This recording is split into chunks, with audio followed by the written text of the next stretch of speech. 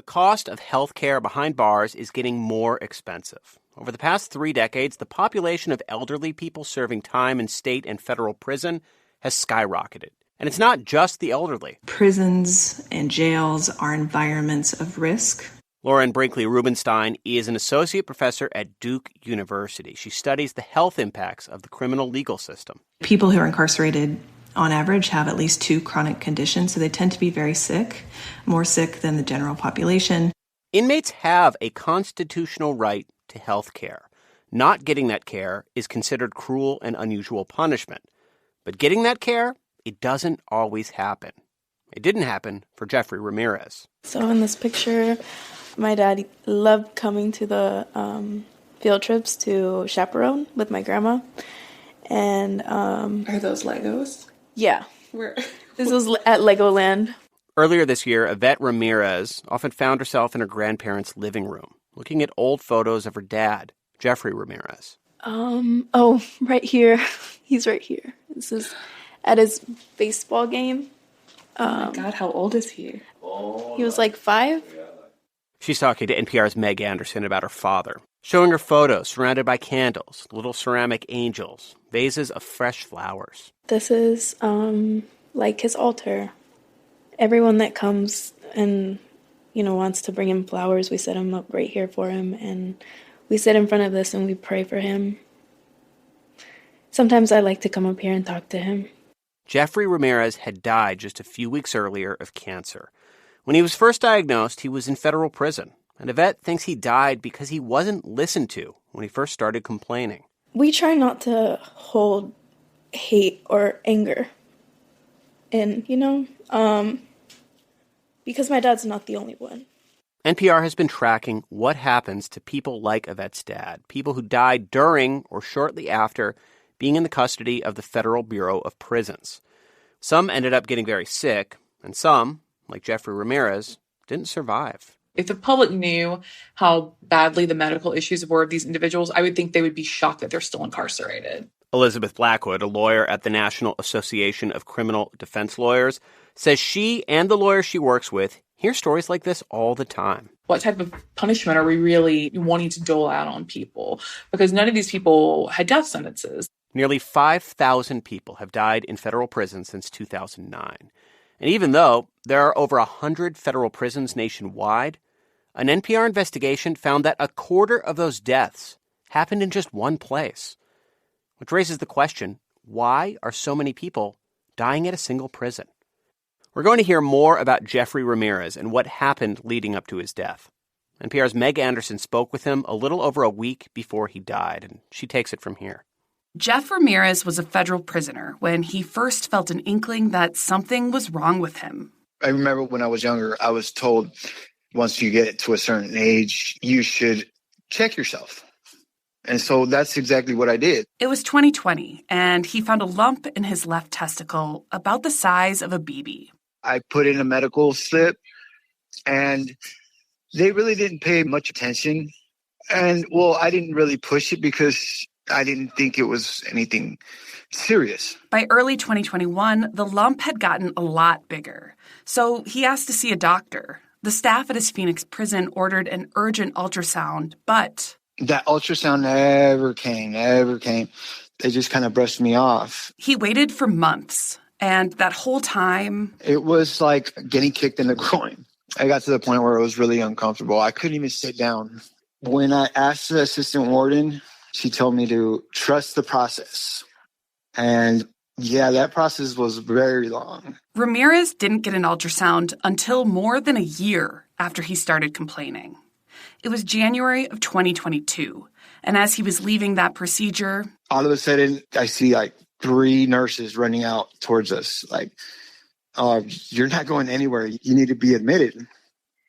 And that's when I found out that I had cancer. Ramirez was diagnosed with advanced testicular cancer. By then, it was already in his brain and lungs. He was transferred to the prison hospital at the Butner Federal Correctional Complex in North Carolina. And that's pretty common. If you get cancer in federal prison, there's a good chance you'll get sent there. In fact, NPR obtained records from the Federal Bureau of Prisons, the BOP, and found that 1 in 4 of the people who died in its custody since 2009 died at Butner. To an extent, more deaths there makes sense. The Federal Medical Center at Butner is the Bureau's main cancer treatment facility, and cancer is one of the BOP's leading causes of death. But NPR also found stories of inmates at prisons all over the country going without needed medical care. We found more than a dozen who waited months or even years for treatment, including people with symptoms that were obviously concerning. Unexplained pain, bleeding, lesions, a lump that wasn't there before. Several ended up with advanced cancer, like Joseph Guadagnoli. He finally calls me. He's like, bro, I'm dying. I've got cancer that started in my kidneys and moved into my bones and has been in my lungs for a long time. Michael Butner. The guards were convinced he was faking it. They found that he had a tumor in his brain the size of an egg. Greg Baker. Greg went into prison a healthy man. He came out unable to work, a complete disabled person. Another inmate waited 8 months for a biopsy and 7 more to see an oncologist. Another had nosebleeds several times a day for months before being diagnosed with cancer. Some of these inmates survived. Some were released early, and some were sent to Butner, like Jeff Ramirez, the inmate with testicular cancer. It just fell through the cracks. Zandra Lopez is the public defender who represented Ramirez. Jeff's case was obvious. But we've seen it in a lot of our cases when our clients are requesting for help.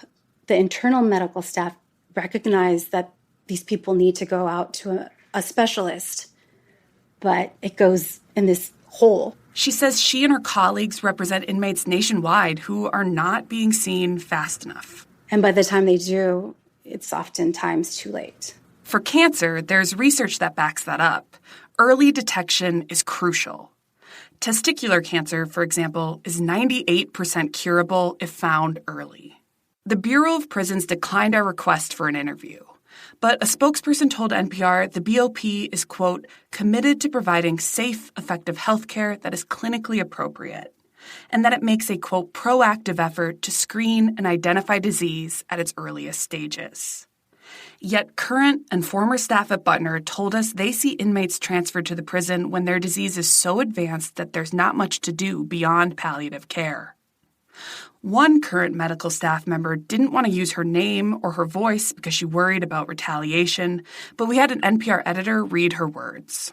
So many inmates have told me I complained about this lump or I complained about this pain for so long and they only gave me cream, they only gave me Motrin, they never sent me out for tests or anything. Now they send me here and I have stage 3 or stage 4 cancer. Our question is always, what took them so long to get to us and why did they send them to us when there's nothing that we can do? She said she believed some of their deaths could have been avoided.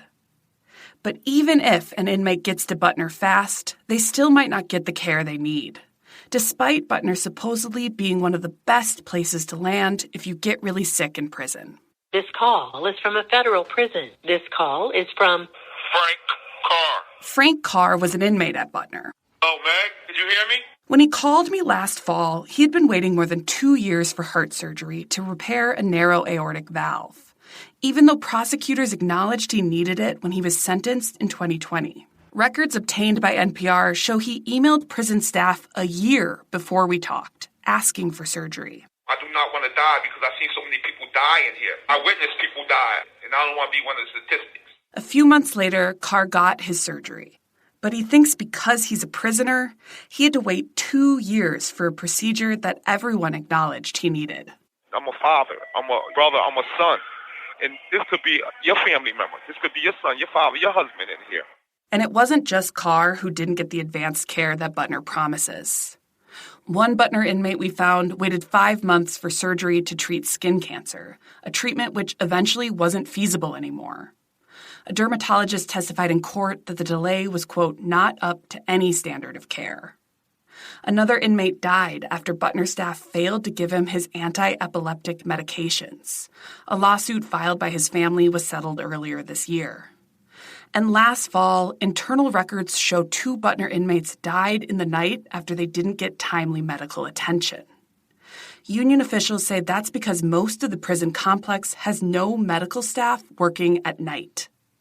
Butner correctional officer and union president Delshawn Harding told NPR he believes staffing shortages are the primary reason for inmates not receiving needed medical care. We can't provide the security that's needed. We can't provide the medical treatment that's needed and the safety that's needed to fulfill the mission. Across the federal prison system, staffing shortages have been documented for decades. Dr. Homer Venters works as a court monitor of prison health care. He says finding cancer early or keeping a chronic problem from getting worse requires regular contact between patients and health providers. Without enough staff to do that, it's absolutely inevitable that people's symptoms will worsen and people then come to the attention of health staff much closer to death, much more in an acute emergency than needed to have happened. Venters says after a death, prison officials should ask 2 questions.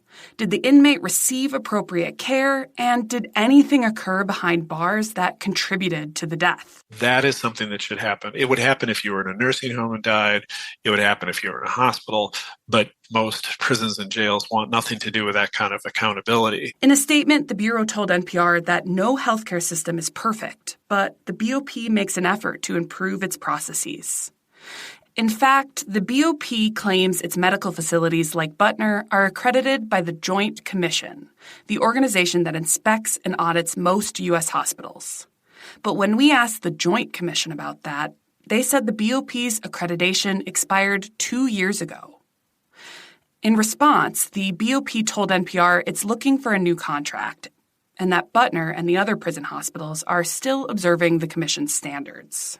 My question is, why do we have one of the nation's biggest health services not really being overseen by anybody outside of them?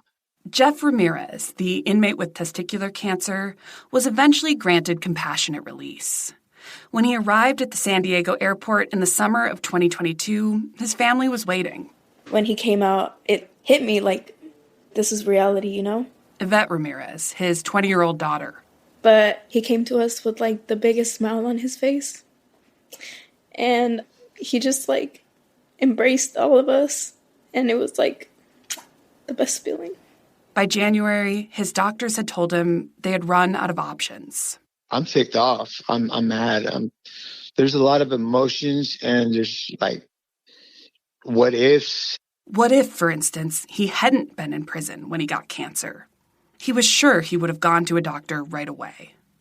But he didn't have control over that, and now he was waiting to die. I can go almost about any day. I can go tomorrow. I can go a week from now, a month from now. It's all on God.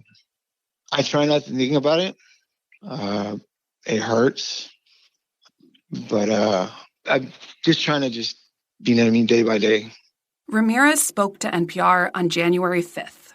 A week later, he began having seizures at home and was hospitalized. On the morning of January 16th, Yvette was with him when he died. It was 6:43 a.m., and I was right there. And I think that's what gives me the most peace, that I was there holding his hand in the hospital room.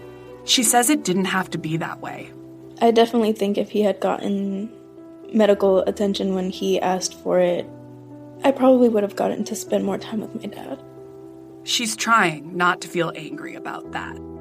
Meg Anderson, NPR News.